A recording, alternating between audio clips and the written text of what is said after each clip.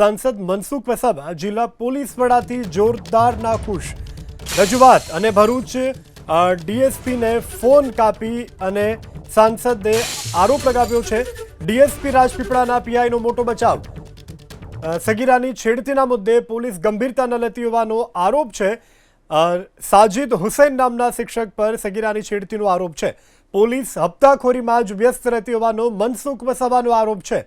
ભય, ભૂખ અને ભ્રષ્ટાચાર મુક્ત શાસનના દાવાને સાંસદે પાંગડા ગણાવ્યા છે। સરકાર ભ્રષ્ટ અધિકારીઓનો બચાવ કરતી હોવાનો પણ સાંસદે લગાવ્યો છે આરોપ।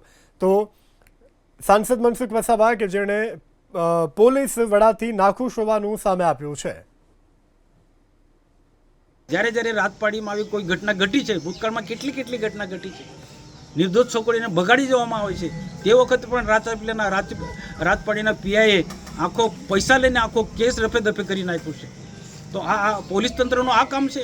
પોલીસે ન્યાય આપવાનું કામ છે, ગુનેગારોને દબાવવાનું કામ છે। જ્યારે ભરૂચ ડીએસપીને પણ હું કહું છું કે આવા પીઆઈને કાયદેસરની કાર્યવાહી કરો, એવા પીઆઈને ડીએસપી પણ બચાવ ના કરે। હું કોઈથી ડરતો નથી।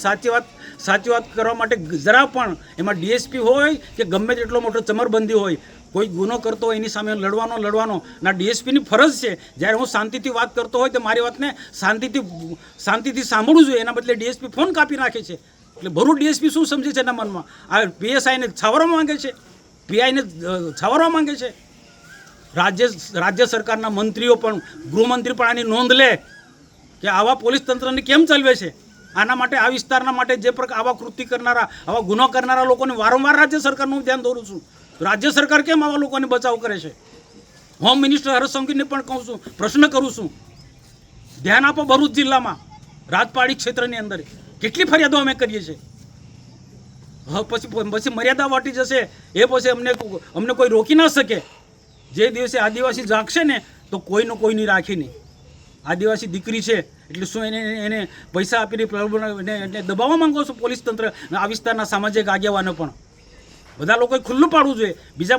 બીજી બધી બાબતો ત્યાં કેમ કૂદી પડો છો? કેમ અહીંયા આવતા નથી? ત્રણ દિવસ થાય છે, કોઈ આવતું નથી।